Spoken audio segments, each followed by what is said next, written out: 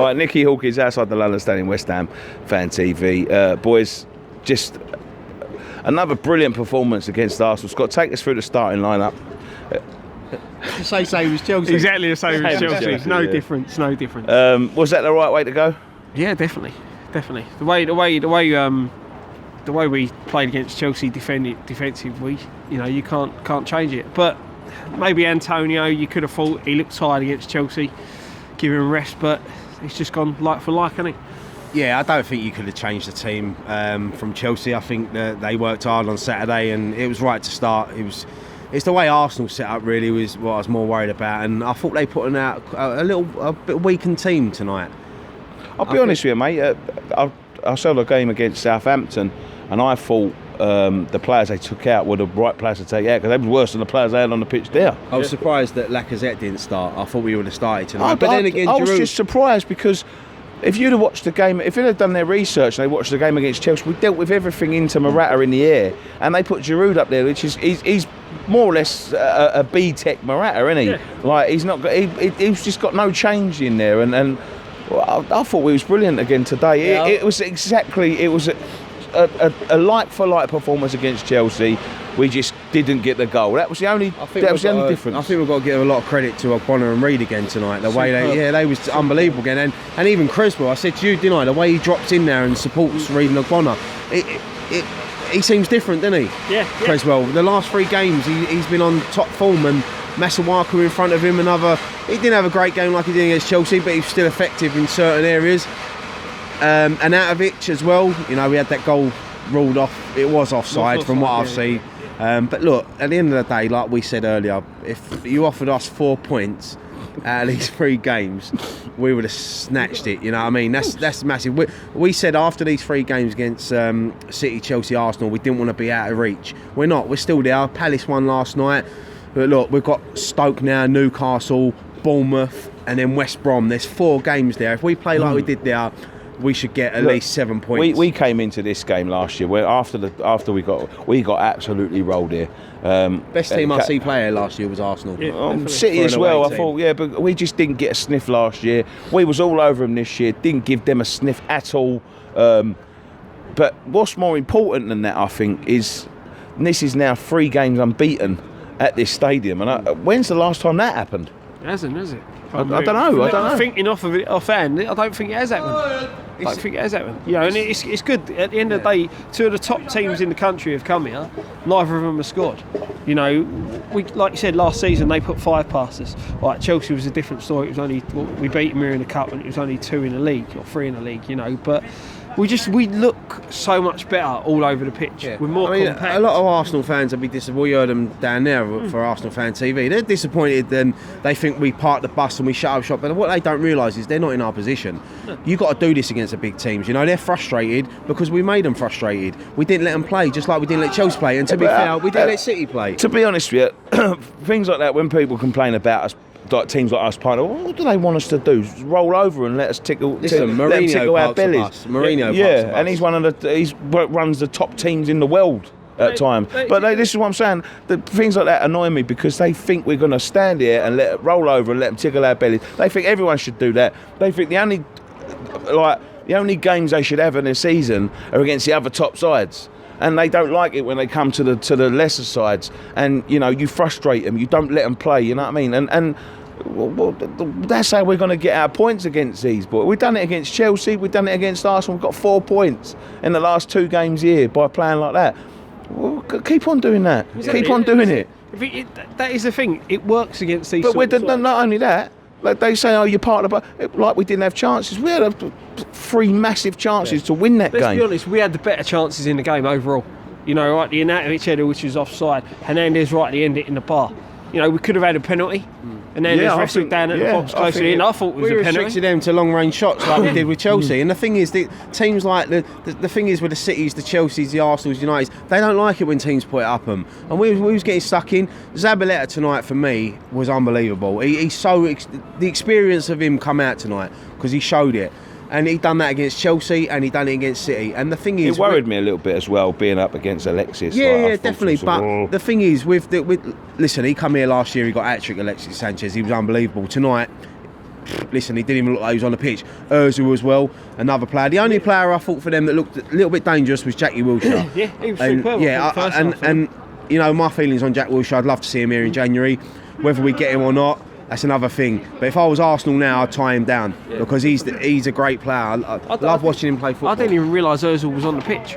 That's how quiet we kept him. You know, we just play well. Noble, I thought, had another good game. Yeah, Noble. The only criticism, if I have to pick bones, and I am picking bones, is I don't think we kept the ball well enough at times. We give panicked. it away. Give it away We too did much. panic. Yeah.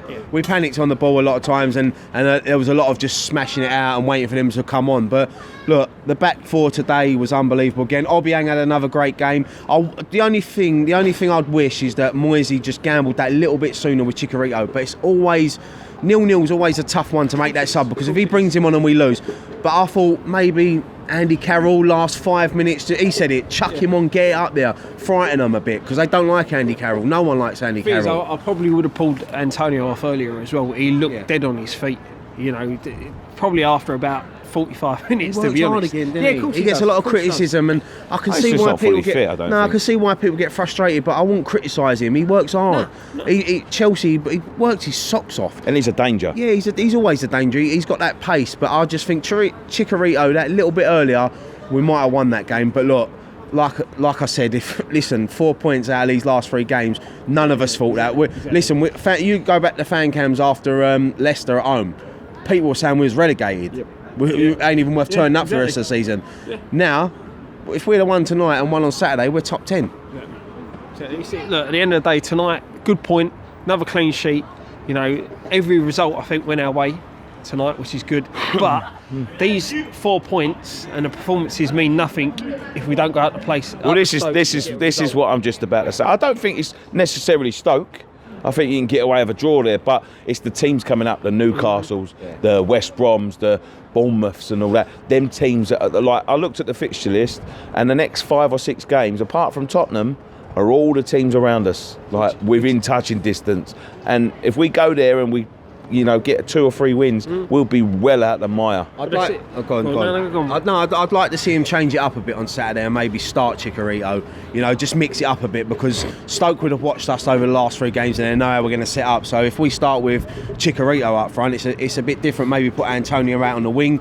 But then who'd you drop? It's tough. It's Not an out of it, that's for sure. No, that's it. And out of it, yeah, he's going to be up for that game, isn't he? He's going to be banging for that game. The Stoke fans are going to be on him, and I think someone like that feeds off of that. And if he gets a goal, Jesus Christ. But they was slating him. Like, obviously, he didn't have the best start here. They was been slating him. Just as he's approaching them, I bet they're crapping themselves now. Because just as he's approaching them, he's coming into some good form. He's showing why he's worth that money. I think, to be honest with you, the performances over the last 5 or 6 games, Ryan said it the other day, every game you say he was better today than he was. And I thought he was better today than he was in the last one. Just the way he's taken a few people on. One time he took on 2 or 3 players. He done one, he done a little step over, done another, then put it through another one's legs. And it was just that final ball that let us down today. And he could have had another goal. It was only an offside decision that he didn't get another goal, and he's improving, and it's now we need to start these players step up because December and January is so tough. You've got so many games, they come thick and fast. You look at that week when we've got West Brom, Tottenham, Shrewsbury. It's they're gonna earn their wages that week. And the thing is, you've still got to think we've got now 3 fresh strikers who haven't had a lot of game time. Yeah. Going in them fixtures all around. You've got all fresh, all fit. Arnie's got to be up for Stoke. You got Carroll's going to be up for Newcastle. He can't get injured, surely. He ain't had any minutes, surely. But no, I can't knock the performance. No. I thought we was very unlucky not to get the result tonight. We'll obviously talk about Stoke a bit later on. A bit later on in the week with your previews and that. But what I want to concentrate on now is the League Cup, because we come up against this mob in a couple of weeks. And I tell you what, if I was Moyes, I'll be honest with you, I know. I think a lot of it depends on the result on Saturday. If we get a good result on Saturday and a positive result, I think we might put out our first team. And if our first team go out against their second team, I fancy it. Yeah, But the definitely, thing is, as definitely. well, they've got Liverpool on the Friday, Yeah. so they've got one eye on that as well. What's more important to them, this cup or the league? You know, I think that's a welcome distraction as Yeah. well. The managers won't want it.